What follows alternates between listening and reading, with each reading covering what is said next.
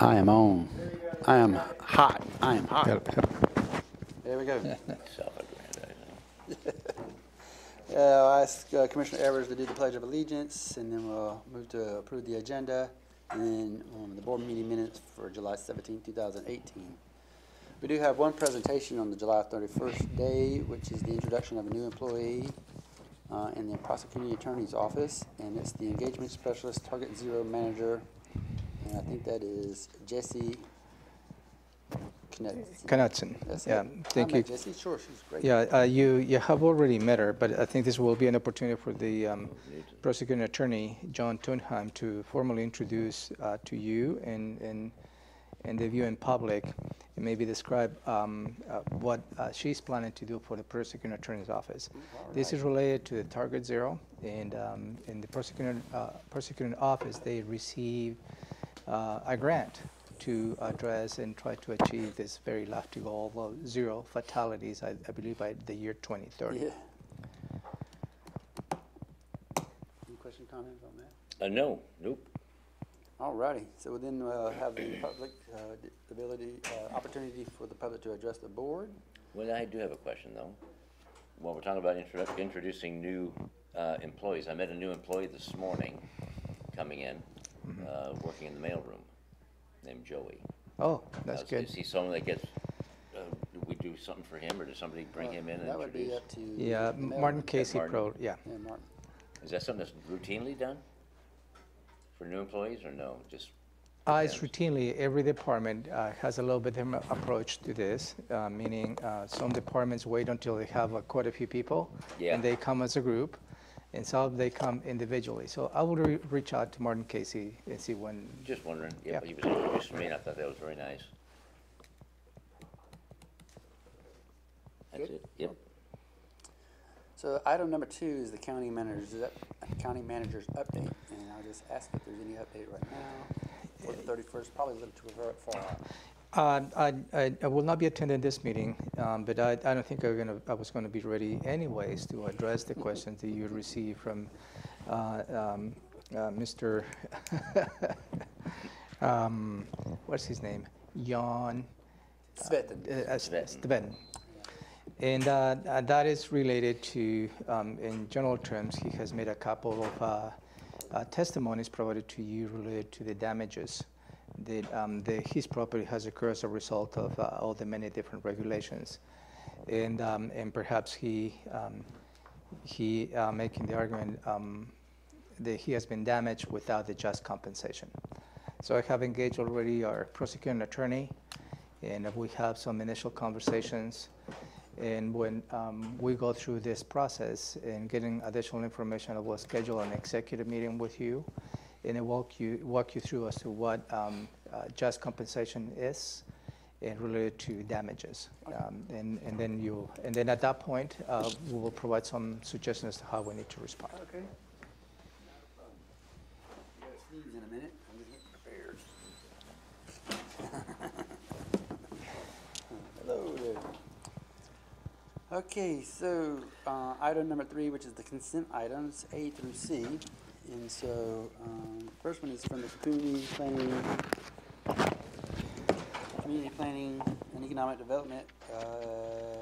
Move to accept the finding and following of plat under consideration. Oh, so it's plat consideration. Yeah, this is for your consideration, is to approve final plat. And this is located on Silicon Road. And the plot name is the Stillicum Ridge Division 2. This is a proposal where 95.71 acres have been subdivided in 298 single resident lots. And this particular plot is related to Division 2, which includes 36 lots out of the 298. The hearing examiners were held in December 6, 2013. All the requirements have been met. And this is for your consideration to sign the final plat. Any clear? Yeah, you got questions? And when will you be able to sign the final plat? Where is that? Later on the agenda, you have an item where you can set a public hearing. Okay. Yeah, and we'll discuss that. Any questions on the final plat? Okay, we're going to move to item B, which is 3B. And that's emergency services approval for the lease space agreement with Thurston, West Thurston Regional Fire Authority. This is a renew agreement with the West Thurston Regional Fire Authority to house a paramedic unit station. This lease agreement goes from the current lease agreement expires December 31st, 2018, and the new agreement goes from August 1st, 2018 to December 31st, 2020 at a cost of $16,554.84 annually. I'd like to pause on this, and really I'd like to give kudos to the Director of Emergency Services, Kurt Harding, because it may appear as a simple agreement. I think he has done an excellent job in negotiating this agreement as to where we're here. So there is a lot of history behind it. I don't think we need to revisit that history, but I'd like to throw some kudos to the Director as to how well he has managed this What agreement. happens at West Thurston stays at West Yeah. Thurston. I was asking a question, but I don't want it now. He's here to answer any questions, I Commissioner. want to second that. Yeah, congratulations. Thank you very much, Kurt. Okay, we'll move on to 3C. 3C is the auditor's financial services, and that would be Mr. Darren Bennett. Okay, moving into department items, we have the first one, which is the sheriff's office. It's the contract for a full-time school resource officer at Nisqually Middle School. Yeah, the North Thurston School District has approached the Thurston County Sheriff's Office to provide security and crime prevention services at Nisqually Middle School and 7 elementary schools within the Thurston County School District. This proposal is for the school year 2019-2020, and also has the opportunity to go between the 2019-2020 and 2020-21 school years. The proposal is to fund $95,000 that will be paid from the North Thurston School District to the Sheriff's Office, and that will cover the expenses of resource officers for the school year that goes from September to June of every year. Any comments or questions on that? Nope, sign of the times, I think. Absolutely supportive of that, yeah. Because then we get, if they contribute that money to the salary, that deputy then also, as I believe with the county, works the road during the summertime and or Yes. special events and such. Right. So that's $1 well spent, protecting the kids. You have something? Will they need a FTE, or will that be on overtime like they do the other schools? This is an overtime, so they don't need an additional FTE. So it will be an individual who's not part of the. So it's not that the position will be available for other duties in the non-school time period? They're gonna do this overtime? On overtime then, so that, yeah, so they're just part of staffing for the summer anyway. Got it. Okay. Alrighty, so that's item number 4 from the Sheriff's Office. Item number 5, moving on to item number 5, which is Public Health and Social Services. This is a resolution affirming baseline and targets for Thurston Regional Climate Mitigation Plan. A couple of weeks ago, you had the board had a conversation in terms of the establishing those greenhouse gas emissions, which is achieving 45% below the 2015 levels by the year 2030, and 80% below the 2015 levels by year 2050. And also, you participated already, the county participated on phase 1 of this effort, and phase 2 is yet to come for you to make yet another decision. This is just to affirm the decision of the majority of the board to move forward with a formal resolution. Yep. Mm-hmm. Comments, questions? Nope, it's good. Alrighty. Item number 5, which is Emergency Services, execute contracts for FY15 FEMA Hazard Mitigation Grant Plan. These are 2 contracts for your consideration. The first one is a grant for the Thurston County Home Elevations for the period to August 15, 2017 through November 11, 2019 for the amount of $250,609. This has a funding component. The $161,707 comes from the federal government, and the local match, which is required, is split between the state and the county. on the amount of $26,951 from the state and $26,951 from the county. The second agreement is as the hazard mitigation grant contract for Firewise training for the period of May 9, 2018 through October 15, 2019 in the amount of $26,786. This also has the same component, a federal grant of $20,089.50, and the match is split between the state and local, which is $3,348 the state and $3,348 the county. The local match for the county is already included on the budget and does not need to make any additional budget appropriation. And the director's here to answer any questions related to those agreements. Any question? Is that current expense money or what? Where's that? Yes, that's general fund. General fund? And we're mitigating, it says home elevations and Firewise training. What specifically is that? Okay. I know what that is in my head, but I don't know what it really is. I'm gonna raise the roof. Yeah.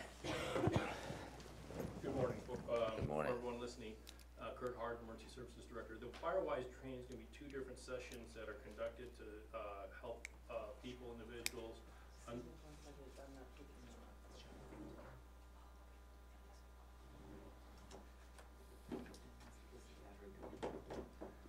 Good grief.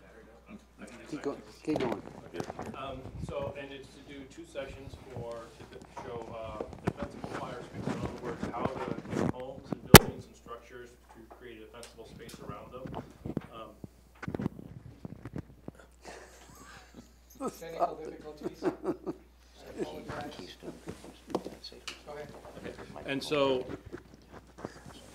and what that's designed to do, the local match, we're going to use soft match in-kind services. So we'll use staff time, and we'll also use facilities. So Thurston County provides the facility and also the staff time, so that should make up the local match, and we shouldn't have to actually do out of the budget, a hard match, and that's allowable under the grant.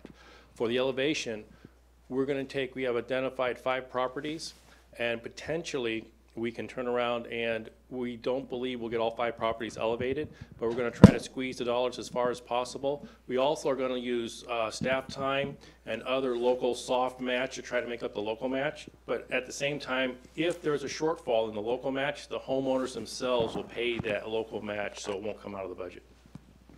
All right. Thank you, Kate. Any other questions?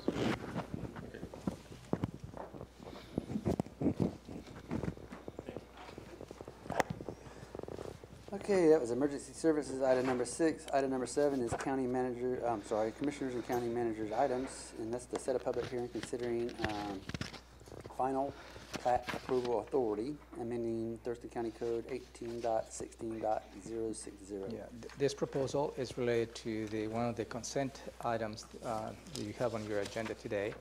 And this is to a resolution, an ordinance to delegate the signature authority for final plat approval to the county manager.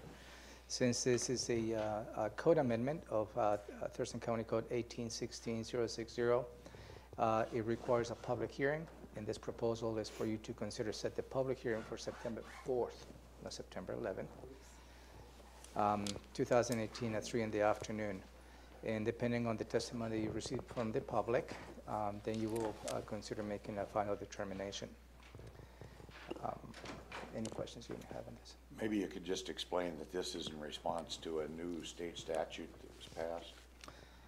Yeah, and in fact, it was, let me pull my information. And prior to 2018, counties couldn't delegate that administratively that delegation, particular to our form of government. But cities were able to, right? Cities were able to, and also charter counties were able to. I think this particular bill, they passed the legislation, amended the RCW, which now all jurisdictions have the ability to delegate the signature authority to administrative staff. Okay.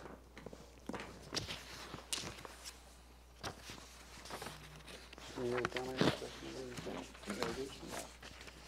Trying to streamline everything. Okay, so that completes the actual agenda for the 31st of July. Any comments or questions from anybody? If not, we'll move on to proclamations and awards. Is there any proclamations and awards? Yes, I am working with Mary DiMatteo regarding farmer's market leave for Steve August. Oh, good. So I put in a phone call to her to get an updated proclamation. How about the other farm? Is it just like yam and all those other? That's all encompassing. Okay, sure, okay. And Patriot Day of Remembrance is coming up, and I'll be having a draft proclamation for you to review. I have a call into Vivian Eason regarding National Preparedness Month proclamation for August also. I have a question regarding farmer's market.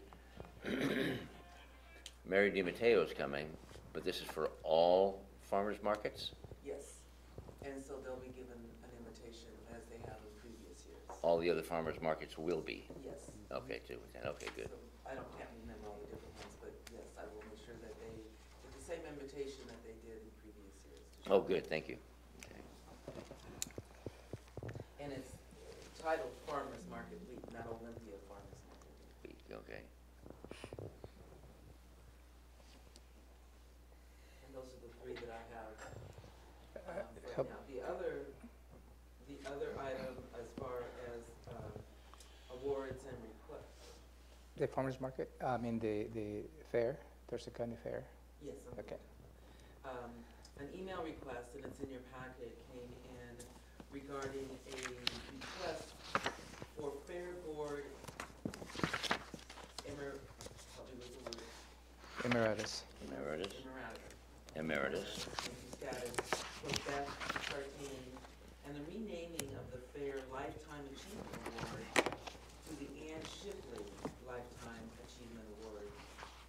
And the email outlines the conversation between the county manager and Teresa and the director of community planning and economic development for your review and consideration of this action.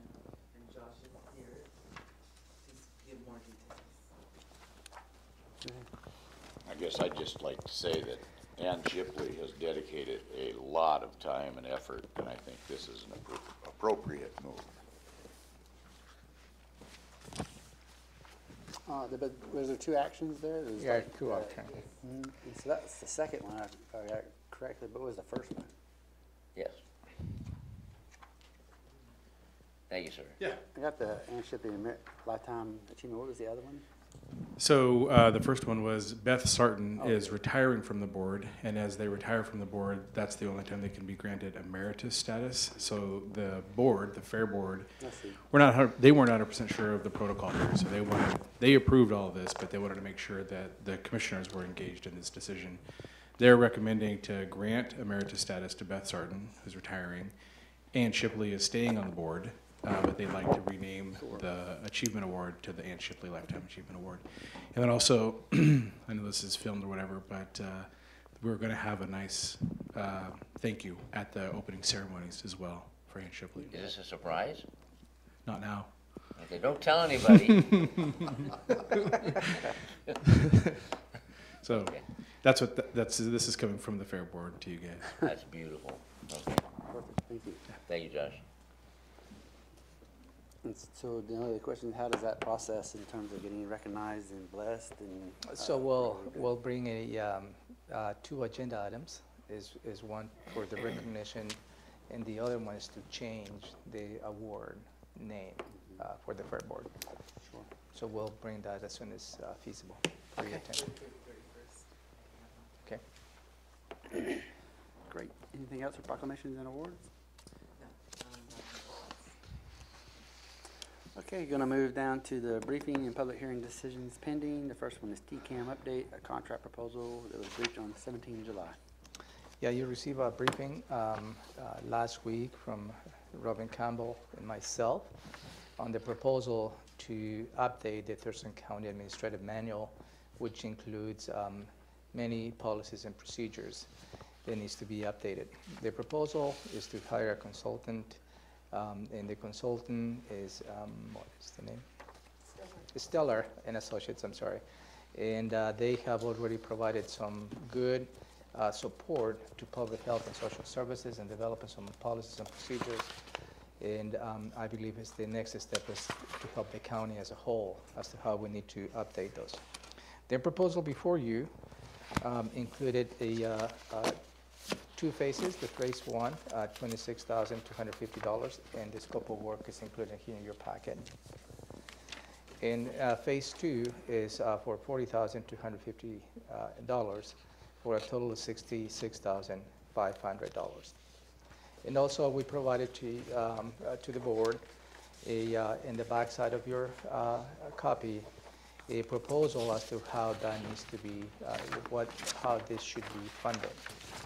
For 2018, it will be an expenditure of $2,250, and in 2019, an expenditure of $4,250. That will be phase one and phase two. It also has a distribution between all the different funds, including public works, public health, emergency services, central services, community plan, economic development, as well as the commissioner's office, which is the general fund.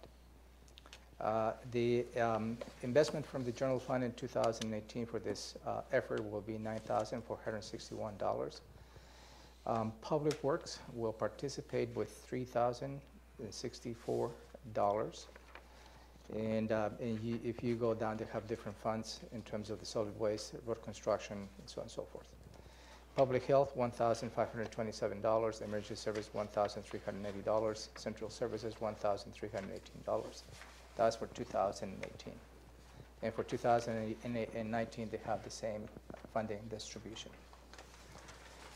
Any questions? Yeah, is this online? Is this document Yeah, it's on online. the website? Yeah. And how do people get to it via TCAM, or do they get to it via county level policy and procedure assessment? What does TCAM stand for the public? Thurston County Administrative Manual. Right, and so I don't see that on here anywhere, what TCAM stands for. I know what it stands for, Okay. and I didn't know if this, I know it matches, but I didn't know if people would have difficulty Connecting the two? connecting the two. Okay. Yeah, this is TCAM. Yeah, that's a good point. Maybe we can change that because the TCAM is accessible both internal and external. Right, and it's it's minuscule, a minuscule comment, but just links it. So what we can probably change this proposal is to read as the Thurston County Administrative Manual Okay, proposal. thank you.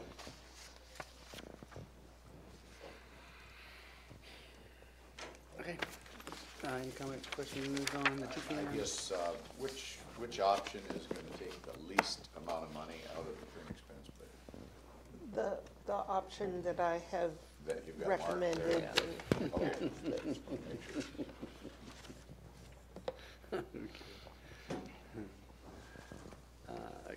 I think we're briefing items number 2, indirect cost plan Well, update.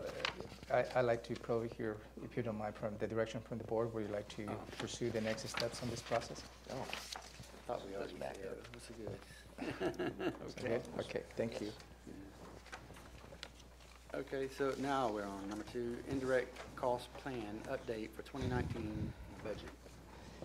You also received a briefing on July 18th last week from Financial Services of the Auditor's Office as to how the indirect cost is proposed to be applied for the 2019 budget.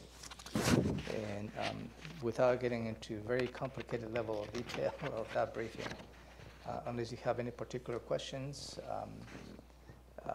this is really how the indirect cost is really allocated to other funds across the county to fund some general government activities. As you may remember, this is in a 2-year lag. So for what you may consider to 2018, this indirect cost is the expenditures that occur in 2017. And that is the process of the indirect cost.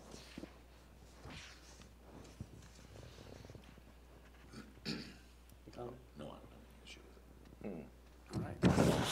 Moving forward? Okay, thank you. Waiting for any kind of a catch, it just seemed too easy. Yeah. All right, next is the 2018 Open Space Tax Program applications. Yeah, you had a briefing on July 11th on this particular matter, and this is the yearly application that you may consider for open space. The decision before you is not to approve all the applications. The decision before you is whether you like to instruct the staff to set a public hearing for you to hear public testimony on the applications for open space. And you have received some quite a bit of testimony, whether some in support and some against the proposal on Ken Lake, and that is one of the applications before you. And again, this particular request today is whether you would like to direct the staff to set the public hearing. Now, what is the public hearing date? It haven't been set. So if you instruct the staff, then we'll come back with an AAS setting the public hearing. Okay, yeah, I'm good for that. I thought we had done that. No, No. this is for, but there's some issues that I have an appointment with some other people to talk about this, but. Right, that's- right, the but process this is just the next Yeah, step, the just to process hear is the public happening. hearing. There's still some issues out there that, so, okay, Okay. Yep. solve that one so far. Okay, so legislative update or PIO check-in? Let's do PIO check-in. We'll come back to legislative. Should be fresh batteries in that thing. Don't worry about the breakfast. Good morning. Good morning. Just a couple of quick updates for you. So a few weeks ago, Commissioner Blake had requested that we start having communication strategies added when ASIs are submitted. So Ramiro and I have gone back to the directors and talked about that. They're going to start submitting strategies with their ASIs. So as long as it's a significant ASI, they'll submit a communication strategy with it. It's not going to be like drafts of anything. It'll just Yeah, be that wasn't the point. Okay. yeah. Mhm. It'll just be included in the description, just a short sentence that says we're going to be doing a news release, social media, web presence, and those types of things. Yeah, that's Is that exactly good? right, yeah. Okay. But I'm Okay. hoping to get the one or two liner in there with the date and time that the news press, and it could be a window of opportunity. It doesn't have to be an exact day, you know, Mm-hmm. Okay. between the 1st and the 5th. We plan to release a news release Okay. or whatever they're gonna do, and blah, blah, blah. A short description. It is not the full-blown, Exactly. oh my God, no. Yeah, Oh my no, God, it's no. just a brief, this is the strategy. Yeah. And then the presenter will be prepared to mention that when they come up to present exactly right. at the meeting in the afternoon. There you go. And you will hear for the first time this afternoon from Kurt Harding on one of his items. And he's proposing two outlines that once they are approved by the Board of County Commissioners of Communications, a strategy utilizing a media release and social media will be implemented to inform the public regarding these projects. So he will address that, and the rest of the staff will be addressing that when they introduce this item to you. I will add, I will follow up with the directors to include a little more specificity in terms of the dates. Sure. Okay. Now, on the conversation yesterday, you know, I think perhaps you could agree that no every single AIS requires No. a news release, because we don't want to flood the media with news releases. So I think it's more of a judgment call by the directors as to what could be a news release or maybe a postcard, whatever communication strategy.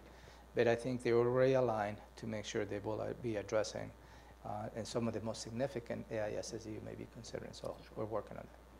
And I also made it very clear to the directors that Brian and I are always available to consult or help with the implementation or any of those types of things. So if they aren't sure if something should go out about it, I let them know, please just contact us. And Yeah, the feeling is, if I had to paint it, I'll say an intent is that if we have, how many employees we have for the county? I think it's, what, 800?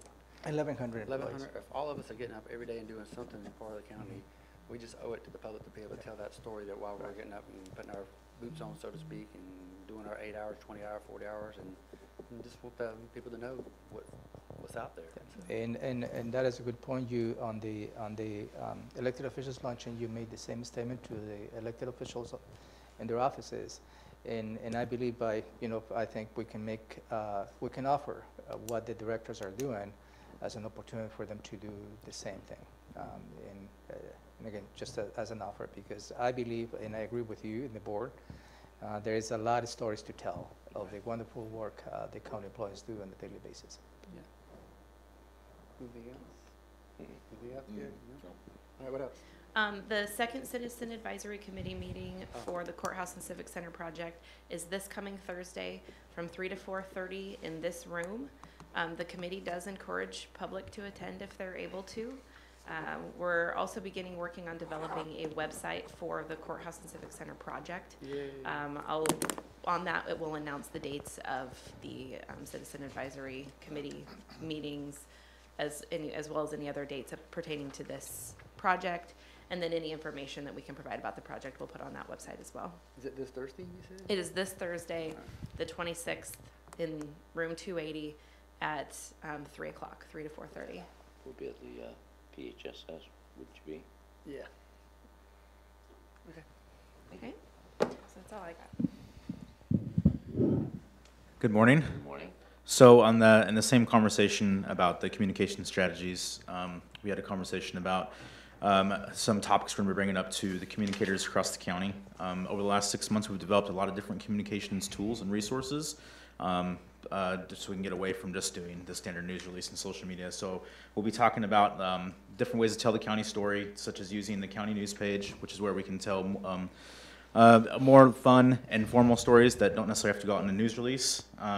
The external County Up Close newsletter, this is a quarterly publication that has space available for departments and offices to provide quick updates, snapshots, and link to different sources of information. So far, we have 75 subscribers to that publication and the county news page, and so we're still continuing to see that climb, so it's a good resource. And we just started doing that a few weeks ago with the subscription service. We're developing a communications resource that's going to include our communications plan, stock imagery that they can access to develop flyers and publications and things like that. So just be talking about those different resources available to them, how they can utilize them, and if they want any help with using those strategies, they can come speak with us. So I also have the graph that I presented a couple months ago for social media. Just wanted to hand that back out and touch base on where we're at with that. Back out. Let's do it. Thank you. I like graphs. Okay.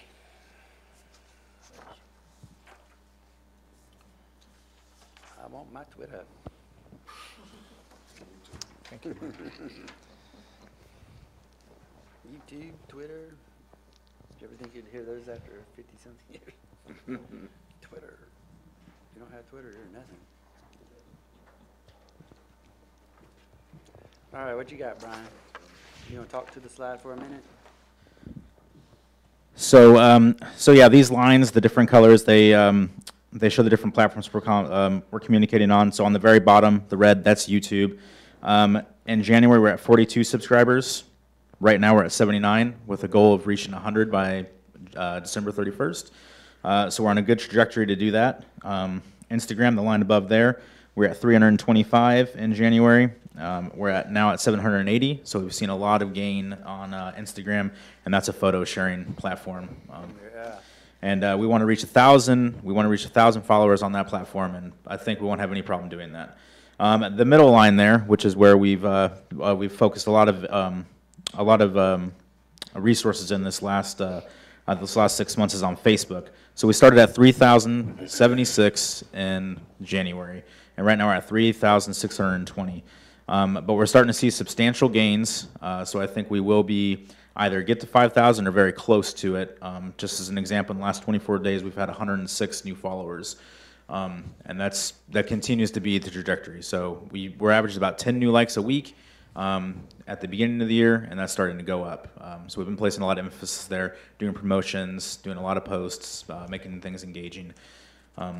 So yeah, we continue to do that. And then on the top is Twitter, where we have our most followership. We're at 4,702 right now, with a goal of 6,000 by the end of the year. Okay, I got a couple technical questions. You have anything? Okay, let's go to YouTube. Now, I know you have a goal of 100 by December, and you're at 79 now. But that's people who have prescribed, right? Yeah. Yep. Or subscribed, sorry.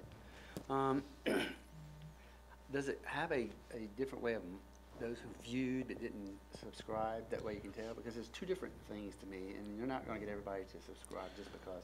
And I say this in light of the way we're going, YouTube Live, as we're speaking right now, and you would wish people would subscribe, that's cool. But is there a viewing number versus to put on there versus, in addition to the subscription? Absolutely. So YouTube has a pretty robust analytics program that we utilize. For instance, our Meet the Directors television special had over 500 views. The FIST Passage video we put out last week is at 56 views now. So people come and view the content. We can even see how long they view it for. They don't necessarily always subscribe. The people that subscribe are trying to just get regularly scheduled updates on what goes out on that page. But you don't have to be a subscriber to access the information. Alrighty. Did that answer your question, though? Mm-hmm. Well, I'm hoping we can put another trend line. I hate to be another graph. Yeah, what do you say, no? Subscriptions versus hits? Well, views is so individual to the video. So can we do I it don't live? know how we would do that. Well, you don't even We have can to do totally a think line. about it. Just put it down there in the right-hand corner with the asterisk, how many views we're at. Per video? No, oh, yeah. Oh, Yeah. county. Yeah, I see what you're saying. County stuff, you're gonna have a lot. Would you like to know the most viewed video and how many views that is? Let's go with that first. Okay. See where we end up, yeah. I'm not trying to make it complicated. I just wanna see what the number of views are on any given item, just to get a flavor of what the numbers are for YouTube. The most viewed is the Office of Public Defense video. That has a lot of hits, Really? a lot of views. What we could also do is say an average view for the agenda settings and the BoCC meeting, so we could categorize them a little I'm bit. gonna change it too. on you just a little bit. Pick the top three. Top three, okay. You kind of report on those, see what's going on. So, That's certainly doable. Yeah, so Romero brought up the public defense video. We shared that on Facebook, and we saw a 9,000% increase in our video views. So that was a well received video, and all the department videos have been pretty well received. So that one just happened to be our most popular. When did that go out? That went out, I don't know the exact date, but two or 3 weeks ago. And that communication strategy has been extremely successful. Which one is it? Yes, it has. That's when we have the roundtable conversation with the commissioners, with the directors, appointed directors. And then it was individual videos that each director describes their part of their business. Oh, really? Wow. And if you haven't seen any of those videos, I'll encourage you to do it. Nicely done. I am now. Josh has completed his. I get my also. popcorn to go, man. Every single director has done an excellent job Yes. so far. Yeah, so we're still working on a few, just making sure they meet the intent of the director and the department with the messages they're trying to get out. So we have like 3 more we have to do, but after that we'll be rounds complete. And then what we're going to do is we're going to put these on our county news page under like videos, and that way they're just there, so anyone can access them whenever they want. You're going to, or they are? No, that's what I'm going to do after they're all complete. They're not there yet. Right now they're on Facebook and YouTube, so I'm going to add them into another location on our county news page. And then we also provided like the 3 videos we did through our subscription service. So that was one of the first things we sent out. Can you walk us through what videos have been completed, what departments, and what is left to do? Yeah. So far we've had community planning and economic development, central services, public defense. Public Works. And Public Works. Those 4 have gone out. So I'm working with Human Resources. We wanted to reshoot Katie's speaking portion. She just wanted to change a little bit to her script. So Thurston Community Media is going through the edits on that right now. Pretrial services, we wanted to include some additional imagery. So that's being added in the video now, and then we'll get a review copy for that. And then, who am I forgetting? Oh, public health. So we haven't actually produced a video for public health yet. Emergency services. Oh, emergency services. Sorry. So emergency services, their video, I got some edits from Kurt Harding, and they're putting those in right now. I should be receiving those very shortly in the next few days. And then public health, we still need to produce a video for her, but she's very interested in doing it. So.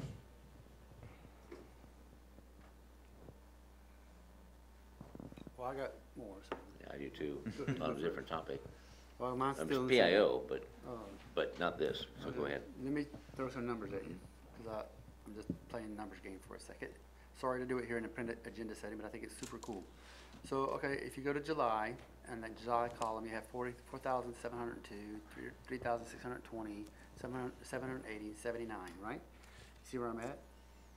Yes. Okay, that's July, and this is 7 months into this year. We're at 9,181 for as total, whatever that might be as far as hits, trends, you name it, it doesn't matter. But 9,181. You go to December, and your thing is 12,100. That's your total. You're trying to get for the. Great on you. Good. I love you to death. That's good.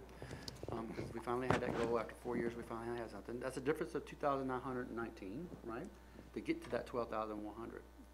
So even if we got to the 12,100, which is a good number for the first time that I can remember in 4 years, we have 260,000 people in this county, and I would just guesstimate that 100,000 right off the bat are viewing social media, lights, and people of that nature, right? I mean, there's some people who still go to the newspaper, some people do word of mouth, some people wait until the pigeons bring it, the information, whatever. I don't know. Smoke signals. I mean, there's all kind of people out there. I've learned how they like to receive their information. So your new task now is in the next 4 years, get us to that 100,000 from this 12,100 somehow or another, and figure out a strategy for that, because it's got to get there to that. I picked 100,000 right off the top of my head. It could be 110,000, it could be 80,000. You could go back in there and get that number, but then make that now your new goal. Obviously, you're not going to get it by next year. Put a 4-year, 5-year thing out there and keep working to get that. So. And that will be included in our 2019-2020 communications Okay. plan, again, which what we're looking to accomplish in the next 2 years. Sure. What It's all might, good work. Don't get me wrong. what might that cost? Yeah. Time and How much? we're off to a good start. More than what?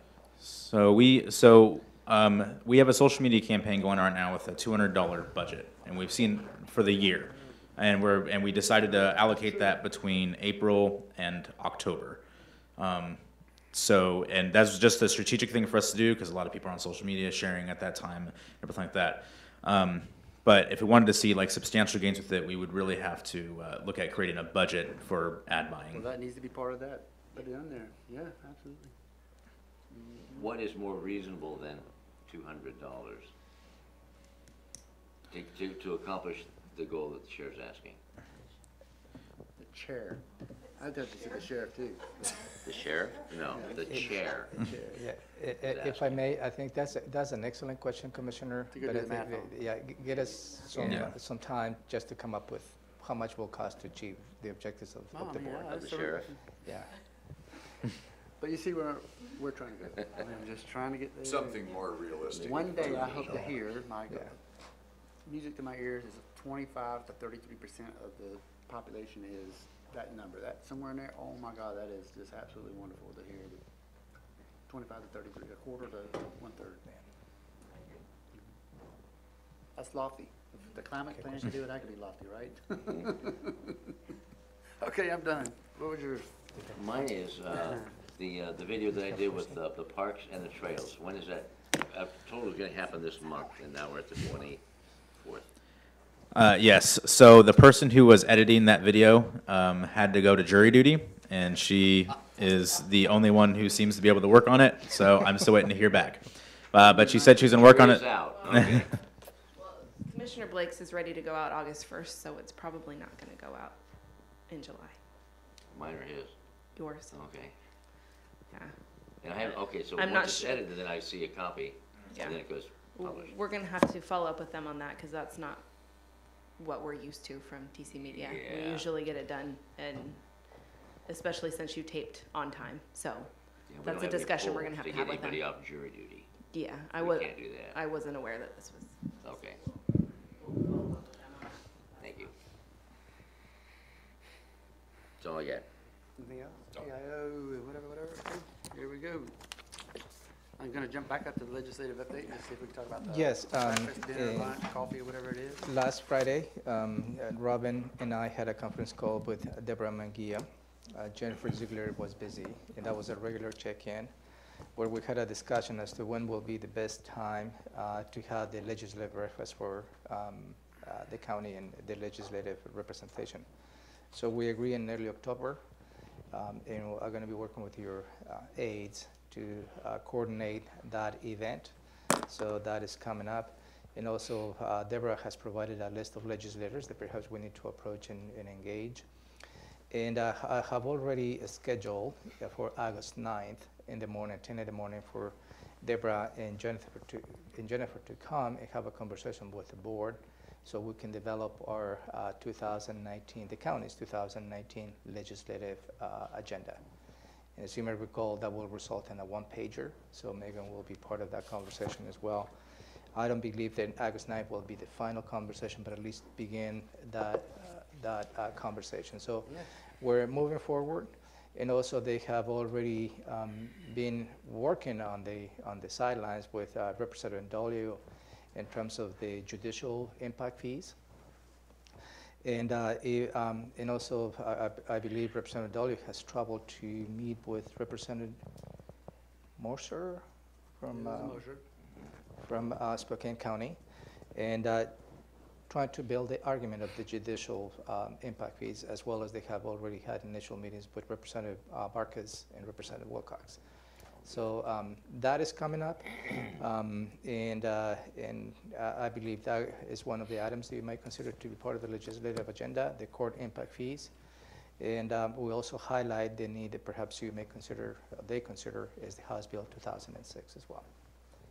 As you may recall, the House bill was very close to be to pass by the legislature.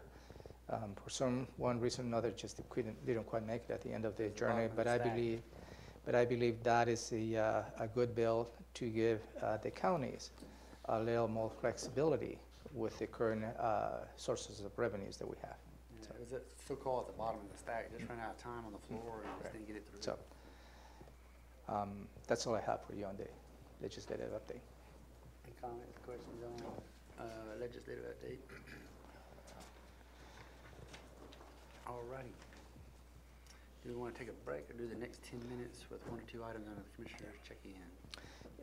Before you go into break, if I may, commissioners, the Thurston County Fair is coming up. Oh, yeah. And I'd like to ask the commissioner if you'll consider to have free tickets to all county employees to access the fair. We do this every year. So if it's a concurrence. It's just, yeah. Two Is it tickets. two, right? two That's what per I thought. employee? Yeah. Yeah, Yeah. that's what I thought, yeah. So Yes. with Yeah. that in mind, then I will coordinate an email coming out from the chair and offering the same thing. Do we do it for any other groups? Just county This- employees. No, just county employees, and Not this like was, veterans or? no, this was started in lieu of, a barbecue that we had, that was held Oh, for okay, county employees and celebrating their work or whatever, so. okay. One point that came through as a suggestion that free tickets to the fair would be a better option, and we started doing that. Good. Although if the county employees decide to attend the fair during working hours, they need to take time off. Yep, that's another. So rule, that yeah, is not, the county does not pay for that. no, not bad. Just want to make sure for the Yep. public to Get understand into that. all kind of bargaining rules. And it's not that that it's free, that we're charged back for those two Right. tickets. For every ticket that's turned in, we pay for it, out of Okay. that fund that would have funded the barbecue instead. Okay. Is it recreation? I don't know which fund, Robin probably knows. So is it used, do they turn them in, It's general fund. is it taken advantage of? It's general fund. Yeah. There's no, There's no Three or special. 400 all the time. Oh, good. It's in lieu of hot dogs. All right, I'm gonna say we take a break and come back and do the rest of the agenda. So from the commissioners check in on down, do the closed session, executive session. But right now we take a break till, right at 10 o'clock.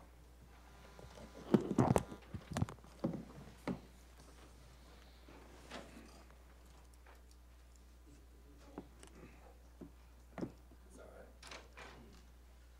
many microphones like this do we have? Just the one?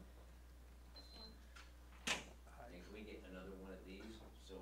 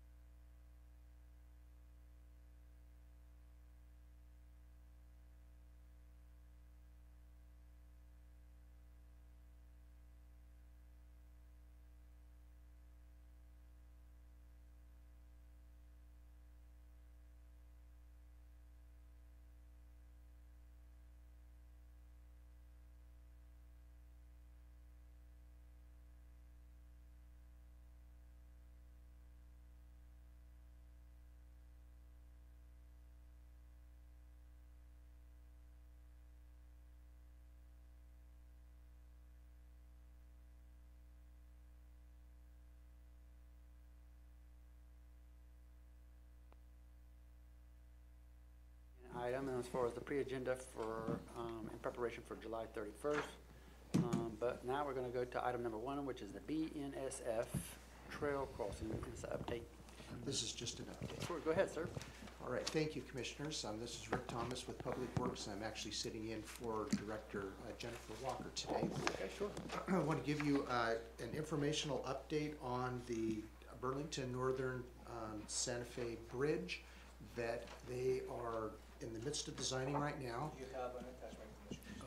Yeah, and actually, if I could have you go to the kind You of got pictures? diagram on the second page, really probably be easier to kind of talk through the scenario. Just a 2-second history on this. The county purchased Weyerhaeuser Railroad property 25+ years ago with the intent of having it be a part of the trail program. Shortly before, there was the kind of a final decision made on continuing the trail. The trestle burnt down, and BNSF came in and basically infilled it, and thus blocked off the trail for about the last 25 years. We've had conversation with the railroad company. They actually came to us and asked us if we would be interested in having them rebuild the bridge so that we could actually continue our trail through. So the commissioners authorized $1 million in the budget this year for the bridge reconstruction. And I just want to give you the update. Burlington Northern is right now doing the design for the bridge. We've asked them for their schedule, just to know when they would actually consider doing the construction. They haven't gotten back to us yet, but I can tell you in previous conversations, this is a relatively high priority for them, and they definitely want this project to go forward. So I wanted to give that kind of an update. Secondly, I wanted to share with you, if you're looking on the diagram, there's a red line, which is the actual right-of-way that, the property that the county owns. It used to be the Weyerhaeuser rail line.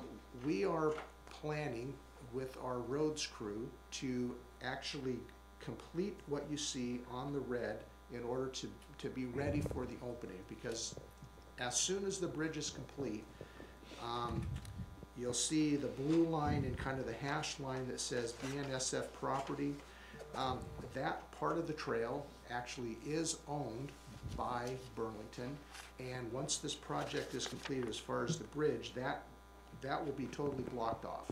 So we want to make sure that we have the trail ready, so as soon as the opening happens, the trail is there, and we're not detouring folks around to the busy highway of Rainier, and so that's our basic plan. We're going to be putting out, or we're going to be starting the SEPA process very soon. Primarily wanted the commissioners to know that that was going to be happening, because that's when the public will become substantially aware of the project. I can tell you just informally, as we've been doing some investigation and surveying in preparation for this work, there's been very positive feedback from individuals who have just kind of stopped and asked what we're doing. But the SEPA process will start here very, very soon. We have one issue that I want to bring to your attention also. You'll see on the diagram Telcott Ridge Drive Southeast. It's basically a county road that was put in many years ago for a development that's kind of up on the hilltop there. Where's that at? I don't see it. It's on the diagram. Oh, Yes, sorry, the print's a little small there. I found it. Okay. Oh, You I have see, good I eyes see, I there, see. Commissioner. No, I was looking in the call-out boxes. Oh, okay. Just a point to be made on that particular road, as you can see from the photo, it's about a 12% grade. And in order to meet ADA to the letter of the law, we basically have to change the road in order to make it a 2 to 3% grade in the particular area where the trail would end up crossing over that road. We have that in the CFP for next year, but we feel that we definitely need to go ahead with what we have now. What we're doing makes the whole area just better for bikes and pedestrians, they're not on a busy street. Also, once you come off of Rainier Road and then connect back onto the trail, you have about a 12-degree sloped ramp that goes for about 50 or 60 feet that's well out of ADA compliance and has been for years and years. So in general, I'm here just to let you know we're moving forward with the project, and if you had any questions, I certainly wanted to give you the opportunity to ask them. I definitely have a question. So let's go to him, and then Romero, and then Has there been any communication with RCO, I guess, Recreation Conservation Office, about getting some grant money to go along with this expenditure? To date, there has not been a specific conversation with them about it. However, we did have a representative of them come out and look at the project with us last week. And what was their response? I mean, they're very excited that the project is going in, but we did not talk to them about I grants. think or Representative Sam Hunt has no, Senator Sam Hunt now has an interest in this. Okay, So I'd like to see that somebody is touching base with him and some others okay, with that RCO okay. group. Because I've heard they're kind of willing to do something if we were able to get this put together with the railroad. All right, very good. Yeah, where, is this south, this is south of Yelm Highway, Correct, south of the, of Horizon Elementary. yes. So how old is this photo? I actually don't know, this came off of Google Maps. I would assume it's a few years old. Oh, just a few, okay. 'Cause I'm Yeah. getting disoriented. I was looking for the school, thinking that Talcott Ridge was just beyond that, the curve down there. So I thought I'd see the school and such in here. It's farther. And up. this It's school gotta be is, further this north school then. is here. South of your Yeah, map. the school is Okay, here. now is this the bridge we talked about earlier this year, or last year? That people are running around on gravel and under the bridge? and- Right. Exactly, the same Okay, location, yeah. same one, okay. Yes. All right, thank you. you want to go, you want me to go? Go, and I'll follow. My question is, or the concern is, I think it's kind of just off of the pictorial map here, but it's right where the call-off box pointer is. Yes, Right there at the top where the blue line is, and it goes into the BNSF property with the yellow serrated zone. correct. If you look to, I guess, the north or across the street, there's a bike trail right there that comes into that property of the BNSF property. Is that correct? There is a trail of sorts. I don't know whose it is or where it actually goes. Just on the other side of the bridge, depending on which direction you're going. If you're coming from the middle school, it's on the left, right before you Yes. get to the railroad trestle. I mean, almost immediately there's a trail there. I've seen bikers there, I've seen walkers there, strollers and all that. My question is, is it the intent of the BNSF property to close that off where the yellow is? That is correct. And then how is that trail, people gonna go from there if that's closed off to get to the red line? Yeah, if that were the case, then they would have to cross over Rainier and then come along the blue line. They could come up Telcott and then connect back on. Okay, that will work, but that kind of defeats some of the purpose of having the red line. I know the majority of the people are gonna go on this trail to the, on the Western Chehalis Trail. I got that. That's the main thrust of everybody going along that red line, but it doesn't really help out those coming on that trail that I was just mentioning. I don't know what the name of that trail is. It's across the street. from- That trail goes into the neighborhood and goes Yeah, around but that, There's yeah. people who cross that. I agree. so I don't know what to do with it. Either go take the purple line and jump over to the red line. Something Is that in the city of Lacey? Yeah. Yeah. well, that needs to I'm not be- answering your question, I'm sorry. I'm just agreeing. But you see my dilemma with it. I do. If they're trying to get to the red line, they're putting themselves back into the jeopardy of the safety of the traffic flow there that we're trying to avoid altogether. Right. I guess that's not, just calling it out. Right. Maybe my suggestion to us, the department, to look into some options as to how to deal with that thought. Yeah. I would think you'd want to coordinate a little bit with Lacey, maybe, if that's, is it a real trail, or is It's a it real just trail. It's a right, community thing that's been with? no, it's Yeah, right there's a next to beach the, right here. next to the road, it's a trail. Well, that's the Western Chehalis. That's the Western Chehalis. Right, but there's a trail that comes right here. right here. Oh, and right it's there. not- Yeah. And the bridge is right, the trestle is right there. Yeah. Mhm.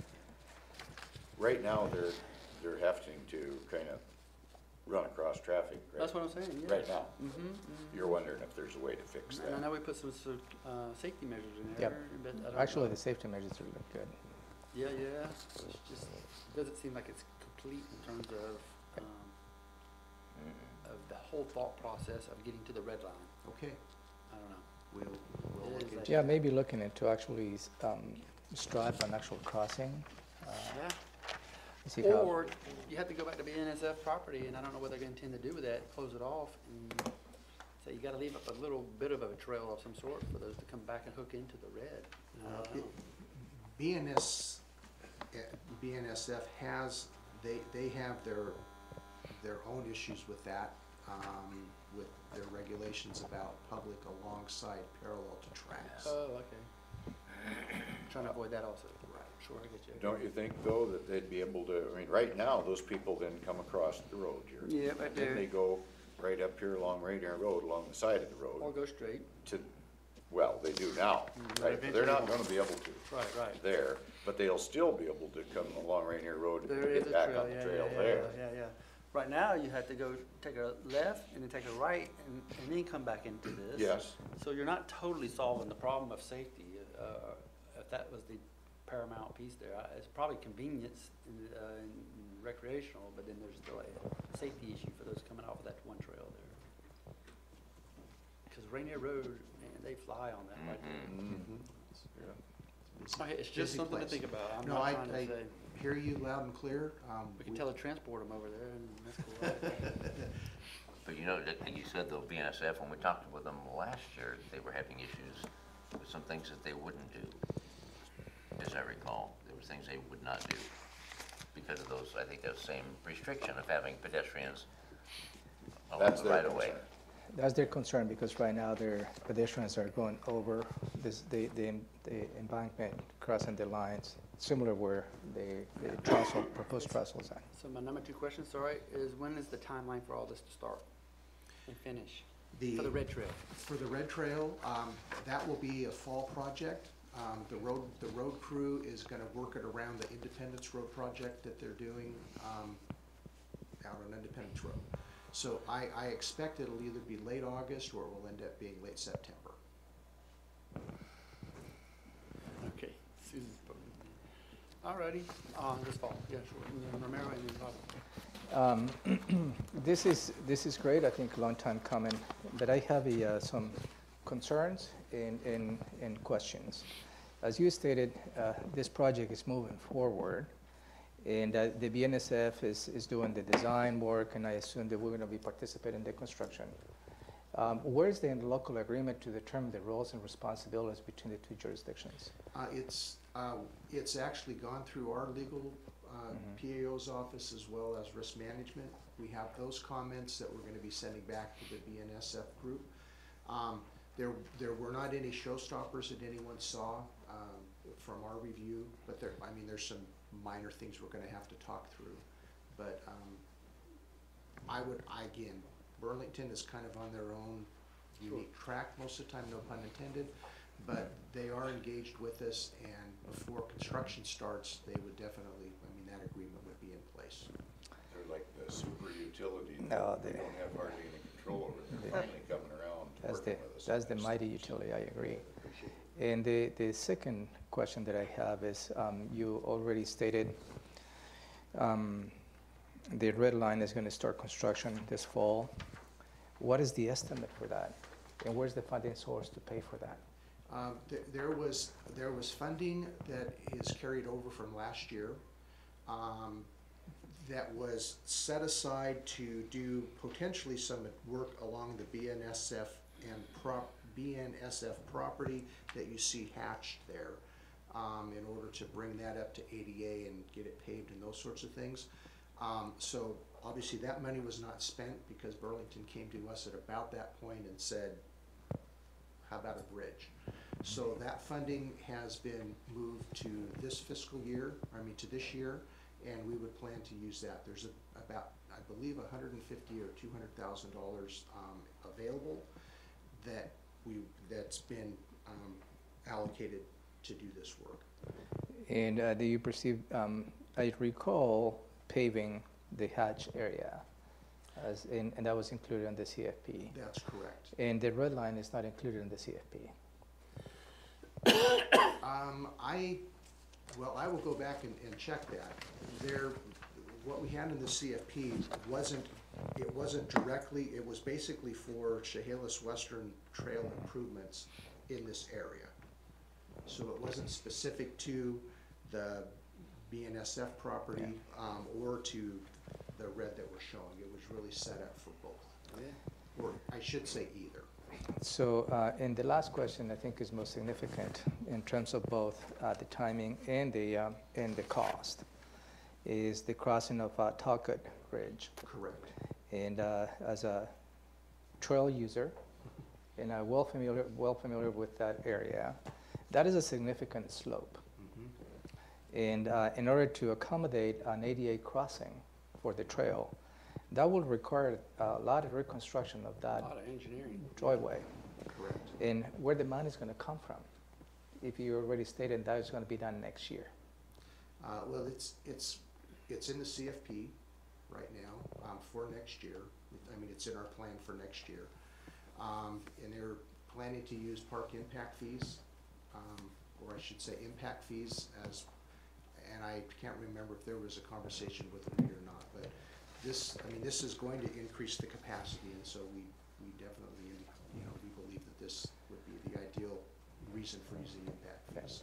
So, in last comment, I think it will be good to have a comprehensive one-pager as to what the full project is, how much it's going to cost, and where the funding sources will come from. Okay, we can do that. Yeah. That addressed my concerns, which were all around the budget and the capital facilities plan. Yes. So I will follow up with Karen, because while I recall a request for the trail to be at least partially paid out of REIT, I don't see that in the REIT plan. Okay. And I do have a meeting with Karen. I think she's available at 11 o'clock, where we're going to be discussing this. So. And I do have one other question. So the cost of the trestle itself, that's being paid by the railroad, or the county is paying for that? The county is paying for The it. county is paying for that On the too? red line? No. On the, The bridge itself. for the little black bridge Yeah. that they need to be able to implement their safety Oh, the measures, county's paying include that? the county is paying. You approve a budget amendment on the first quarter to add $1 million from REIT to do that. Yeah, but I'm not seeing So that. not really. Not yet, that's why I wanna That's get my a hold problem, of the I don't see it on the REIT plan, to see if The they $1 million. can fund. right? And They're remember, allowing us to go through their right of way. I remember Okay. that too, Deal but is- that's Yeah, part that's of what it. I need to follow up And on. they've kind of just been looking the other way on this piece of trail that has normal restrictions that they don't really want people paralleling. that. Oh, yeah, I got that part. Yeah. So they're kind of looking the other way and helping out over here by allowing us to do this. But I think RCO's got money to help with and the interest to do so. Okay. I recall voting on that appropriation because of public Right. safety and the trail. But my question is, do we anticipate any SEPA issues? That's all Gopher property, isn't it? It No. actually, it isn't, and if it were, the Gophers would not affect this because it's on the existing crown, if you will, of the rail. Same footprint? Correct. Okay. Yes. No go for the crown. There's a lot to do still on this. Yes, there is. I mean, Yes. a lot of big muscle moving pieces. So. Yep. Oh, well, just keep us posted and Okay, will do. see where we And go with this. Thank you for your comments, and we'll definitely be addressing those. Yeah, come on back now. Okay, thank you very much. Rick. Okay, speaking of RCO grant, the next item is the RCO grant. Fiscal agent discussion, what is that about? So let me give you a little bit of a background. The RCO grant, that's part of the state's funding sources, the funds portions of fish barrier passage. And the Thurston Conservation District for the last few years has been the fiscal agent. They receives the RCO, which is the Recreation and Conservation Office grants to fund projects on the Wyra 13, which is the Chutes watershed. On June 28, 2018, the director, Kayleen Cunningham, sent a letter to the Thurston Conservation District, asking them that by July 13 of this year, they signed a paperwork in which they will continue to be the fiscal agent for that particular grant. As far as I understand, the Board of Supervisors, when they met, they didn't have a quorum, so they never had the opportunity to go ahead and vote on this particular case. So as a result, there is not at this point, there is not a fiscal agent that will be responsible to manage the RCO grant, and again, just to fund projects on the Wyra 13. This is an interesting process because even on the Thurston Conservation District, it's just a pass-through of the bills. Take the grant, the projects are selected by the Wyra 13 group, and the RCO passes through. That was done back in 2000 by a joint resolution between the county, Board of County Commissioners, City of Olympia, Lacey, Rainier, Tumwater, and the Squaxin Islands. They designated the Thurston Conservation District as a fiscal agent. So as a result of the Thurston Conservation District missing the deadline of July 13 to continue to be the fiscal agent, you last week received a public testimony in which they submitted this letter for your consideration and asking the commissioners to consider the county to become the fiscal agent for this particular grant. So right here is where probably where I provide my perspective and my suggestion. Considering all the different aspects that you might be addressing related to the Thurston Conservation District, meaning the rates and charges will be for your consideration later in the year. And also the county can be also a beneficiary of some of the RCO grants. I don't think it's prudent at this point for the county to become the fiscal agent for this particular grant. So what is left? My suggestion for you, and you have received a lot of correspondence in the last 5 days, including a letter from the mayor of Tumwater, Mayor Kmet, perhaps suggesting, and I tend to agree, that the fiscal agent for this particular grant should be the Thurston Regional Council, TRPC. And that seems to be somewhat of a third party, independent. They actually can serve as such without being preconceived as somebody who can influence as a beneficiary of the funds itself. That's really in a nutshell on this item, and again, for your consideration will be for you to maybe agree on having the Thurston Conservation, the Thurston Regional Planning Council, TRPC, be the fiscal agent for this particular grant. If that is the direction that you would like to take, there is some administrative steps that we need to take. Each jurisdiction, again, will have to take an action on a new resolution designating TRPC as the fiscal agent. And I believe based on the letter, on the email that we received from the Mayor Kmet from Tumwater, they're willing to take the lead in drafting the resolution for you to consider.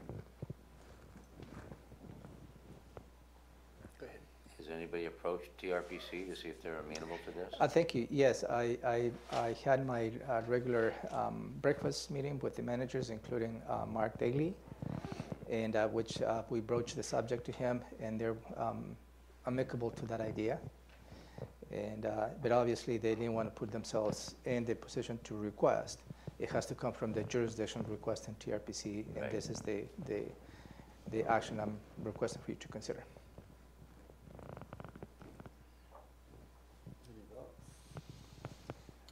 My concern is that if that money does go to TRC,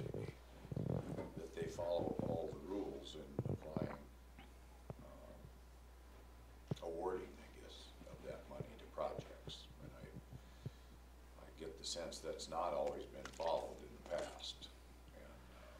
And I'm not sure if that business about the quorum was right or not. I believe that the board, this Board of Supervisors did not get notice about this until the last minute. They didn't have a contract on hand to sign.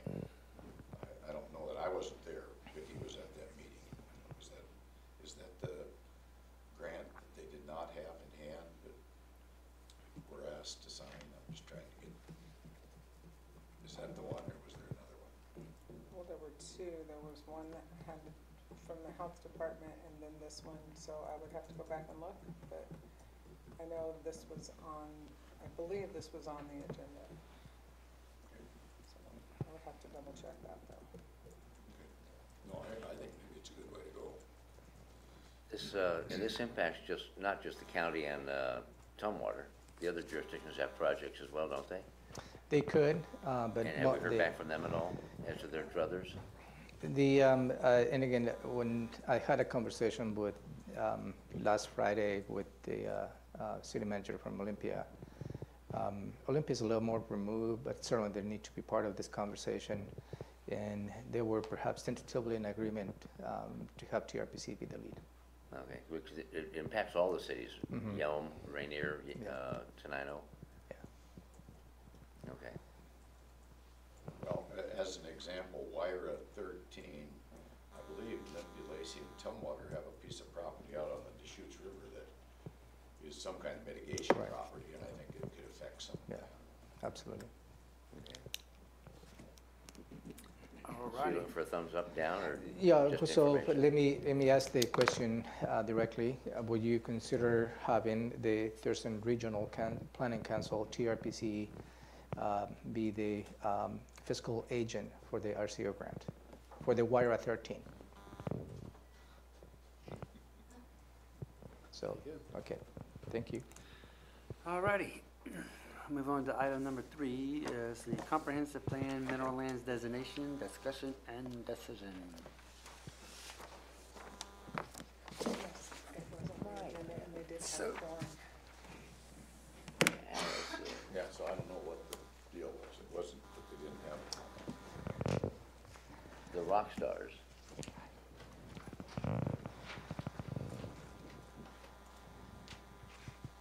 So just to frame the issue, Commissioners, I bring in this item back for your consideration with the hope that you provide direction as to the next steps. And this related to the mineral lands designation. Just to take you back, there was 4 proposals, 4 options for you to consider. And again, those you're not approving an option at this point.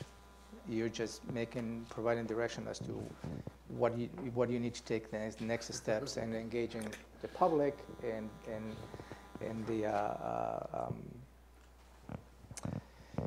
the planning commission as to what they need to consider in terms of. So you can probably choose 1, 2, 3, or maybe 4 of them. I don't know the amount of work.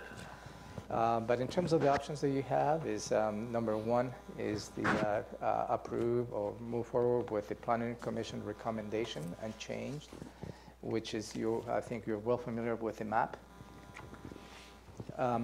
Also, option number 2 will be to move forward with the Planning Commission recommendations unchanged and develop a series of policy strategies that will allow you to accept some of the areas related to the UGA particularly. Number 3 will be an option to amend the code to eliminate the 1,000-foot setback. And number 4 option is just to approve the mineral resource lands inventory their consultant provided in order to come up with a plan, with a map the Planning Commission recommended.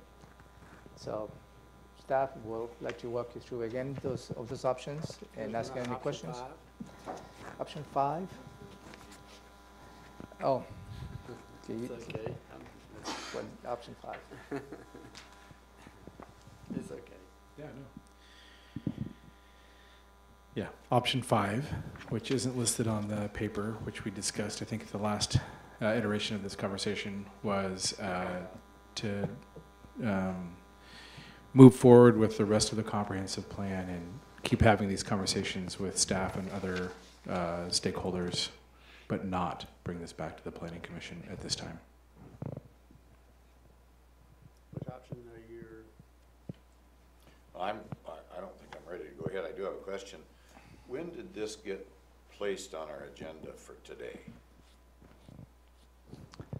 When? Yeah, when did this get on our agenda for today? I sent that agenda last week for your consideration to give you a, I guess what I'm wondering, I was asked just when it got placed on, notice for, I guess, the industry to be able to respond. I added the agenda, and we usually place over the weekend.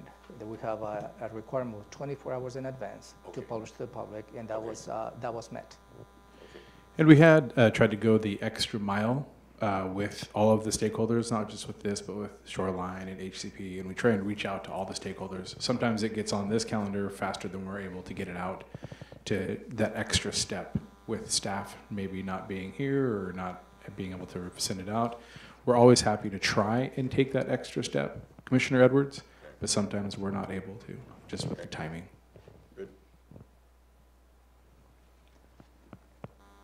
How long have we been working with this issue? On this current iteration, Current, yes.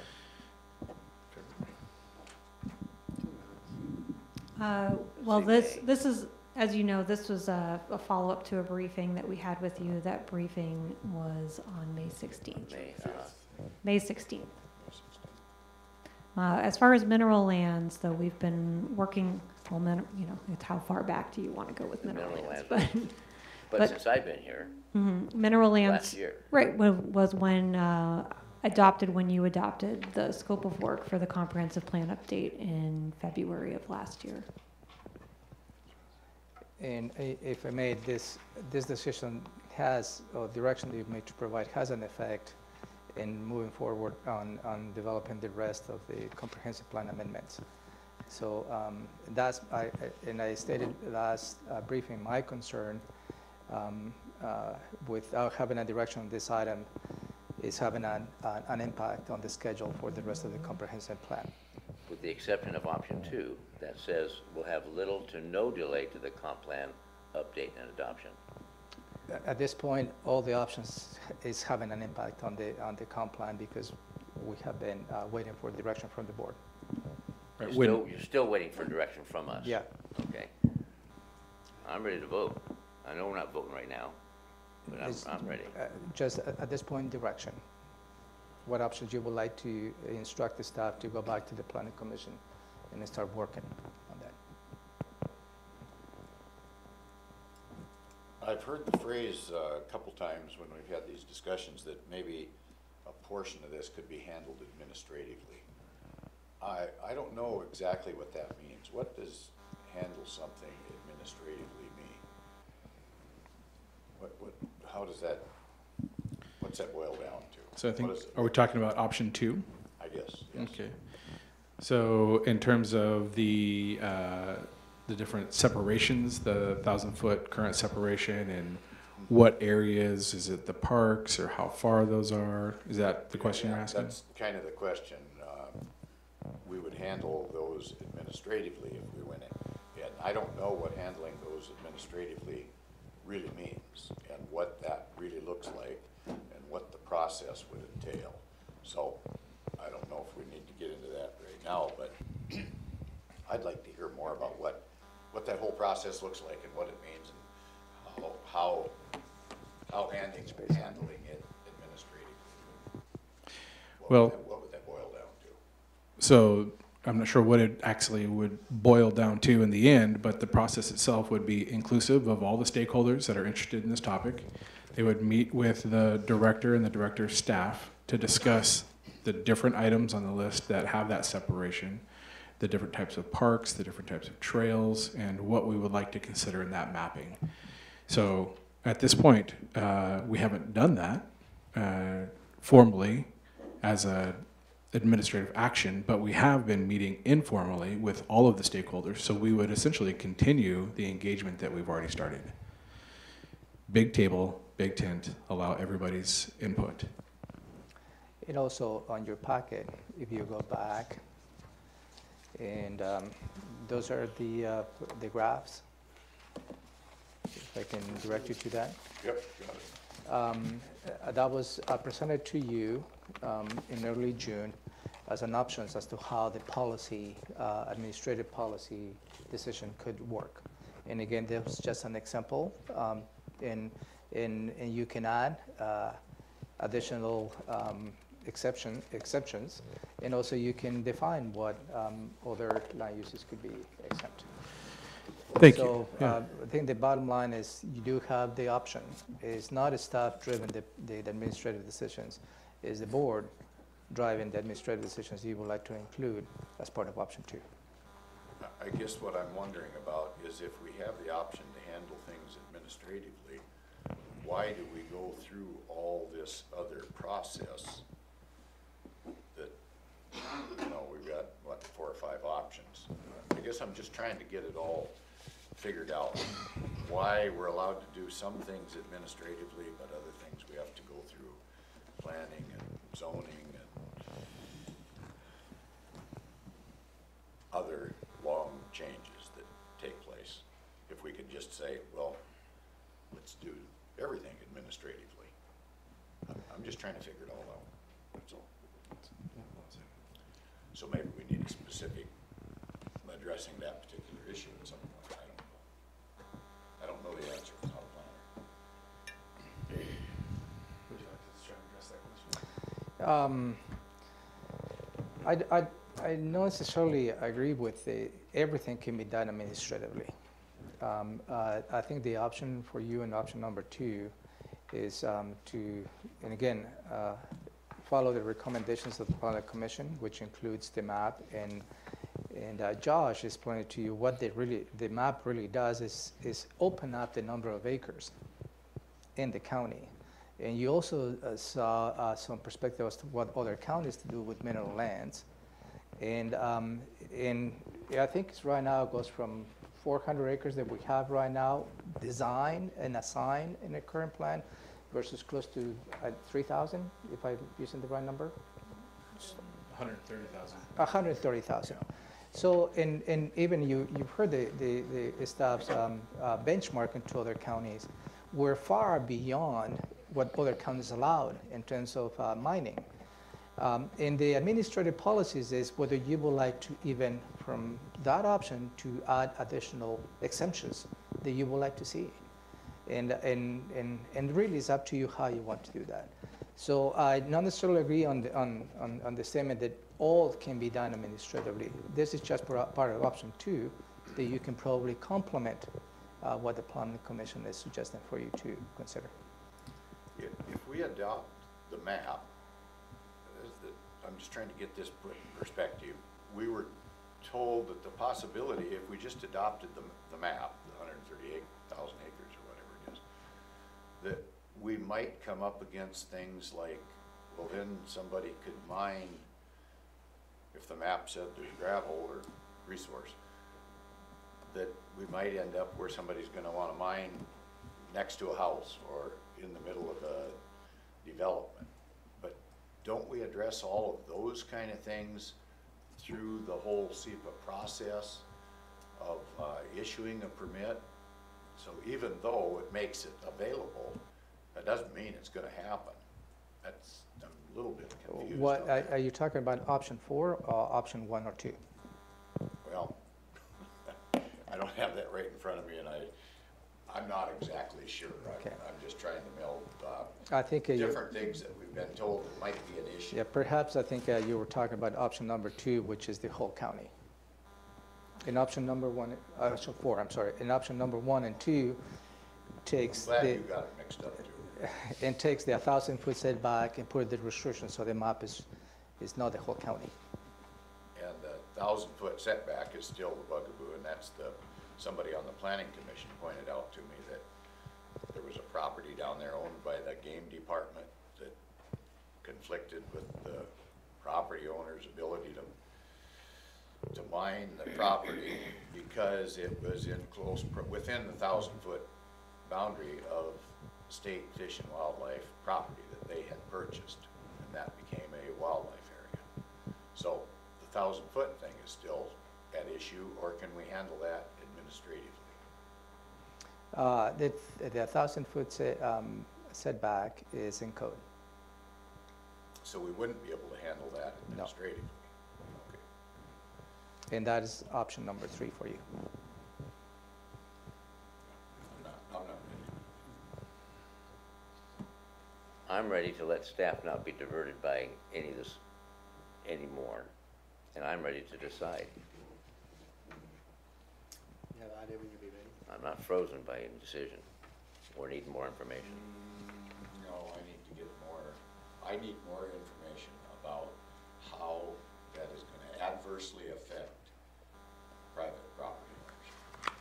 So can we just change this date on this paper to May 31st, 2019 then? And just come back then? So we're not waylaying and wasting more time? That's option 5. That was option 5, yeah. I don't know if I'm willing to wait that long to solve the problem, but I do need more information. I'd like to stress for the commissioners my concern that this is having an effect on delivering the comp plan amendment as a whole. Well, I'm not sure I made it clear enough. I'm ready to decide. I'm ready.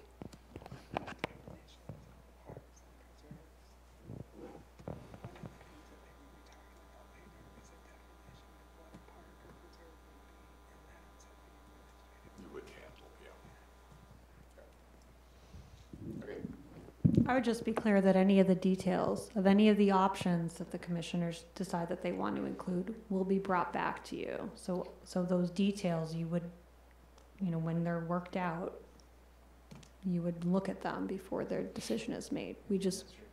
Any of the administrative decisions, any way that would work, we'd have a full-on separate individual briefing where we can talk about those in detail. But we need to know, we're just looking for direction on which options to work out.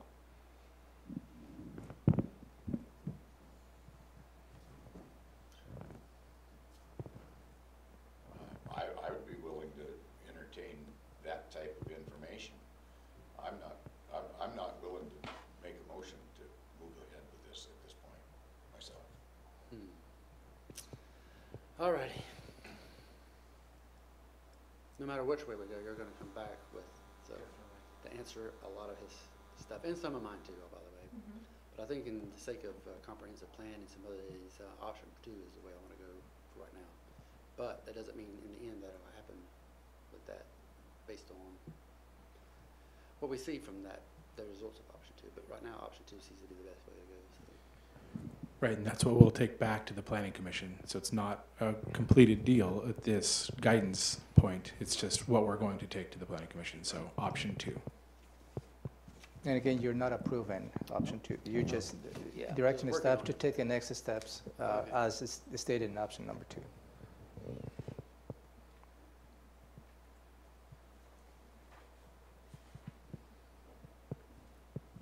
And yes, all of the information that comes out of all of the stakeholders groups will be brought back to this board. You guys will see all of that stuff that comes out, and I look forward to working with all of the stakeholders, continuing to receive their input. Yeah, because he's absolutely right. Some of those park issues are still in my mind where the starts and stuff, as far as the actual footage of that, so. Ours too. Okay. And we've met with the stakeholders that have requested meetings, and we will continue to do so. Thank you. Thank you. Okay. Item number 4, permits, 20-day review, and then we still, I don't have a lot of time for commissioners, closed session and executive session. So how Yeah, quick this is going to be very quick. 32 seconds. Maybe less. So in the ongoing effort of streamlining and finding efficiencies and being clear with the way that our permitting and planning process works, we continue to receive input from community stakeholders.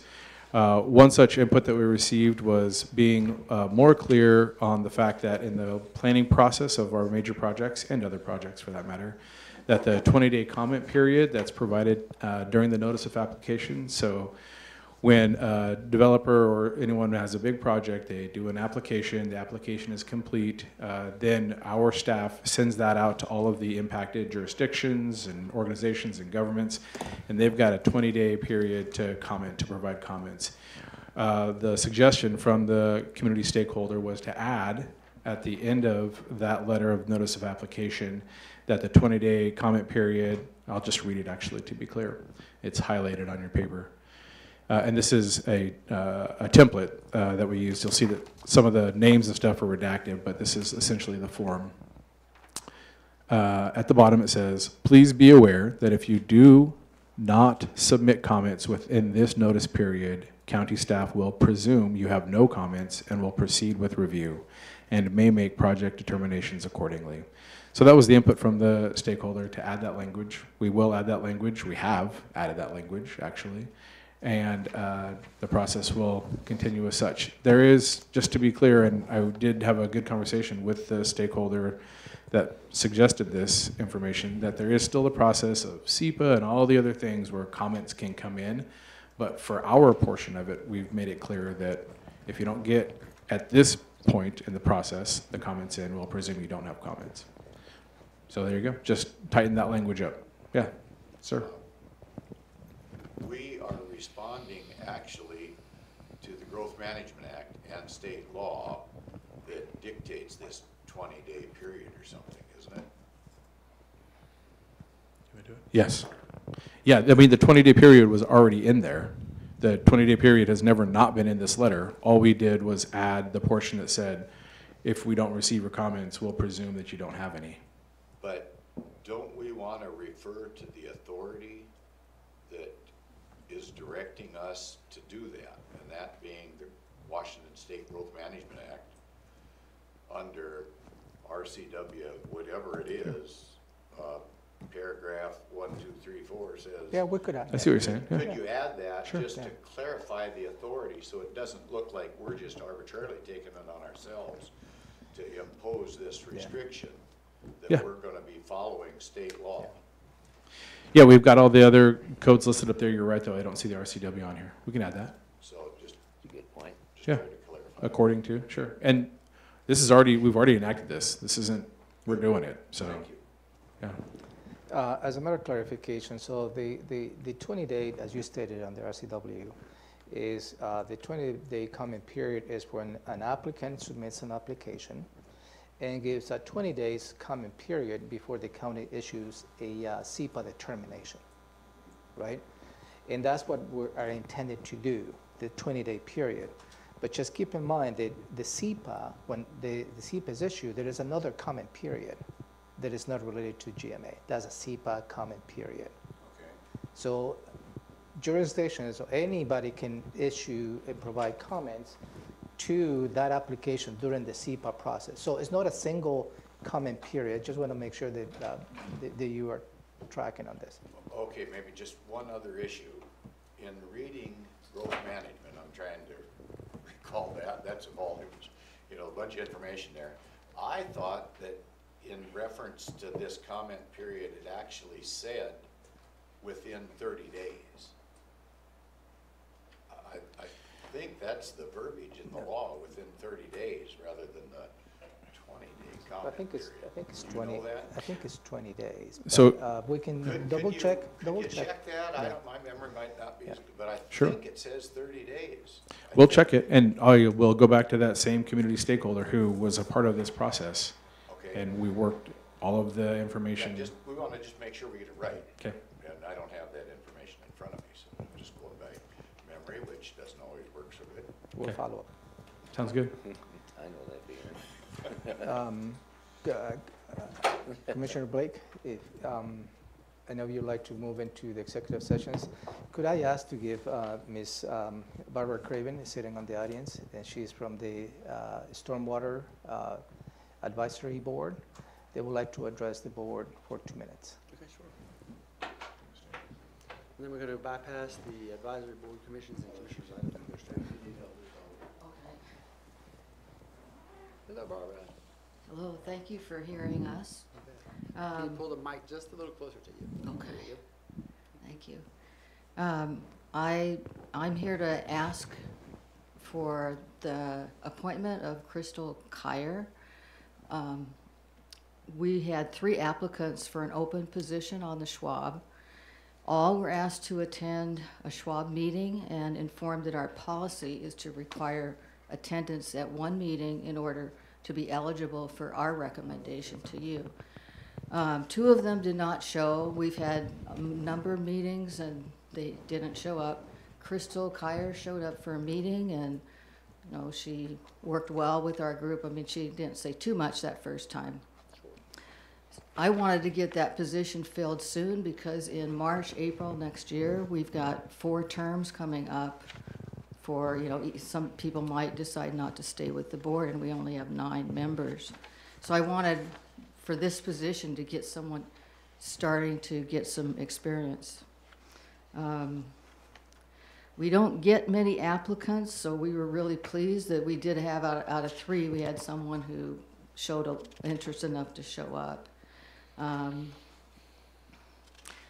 The voice message that our secretary got was that the commissioners wanted to see more applicants before appointing anyone. So I'm sorry? Yes, it's a rarity there. Yeah. Last week we had a resignation, so there's that position that needs to be filled also. So we're going to actively recruit, see if we can get a number of applicants who are interested enough to show up at our meeting for that position. Crystal also showed up for a second meeting which was last week. We had already sent in a letter of recommendation, and she showed up and she had information that she provided one of the senior engineers from the utility that could help with cost efficiency. So we were, again, really wanted to get her on the board. So during our executive session, I asked the others, what do you want me to do? And they said, talk to the commissioners and get her appointed. So I'm asking that you appoint her as soon as possible. Thank you. So I will bring this boards and commissions next week, and then you will consider what you've heard today and that appointment. Could I ask just a couple questions about what kind of letter you'd like when you get a letter of recommendation? Because this is still a new process, so we haven't had much experience with it. Yeah, how about if I'll provide that information to you on the sideline. Yeah, thank you. Thank you very much. Thank you, Barbara. Thank you, Barbara, for coming in, and Trish. Trish, we're gonna be done here in a few minutes. Can I carry on that conversation with you on nitrogen?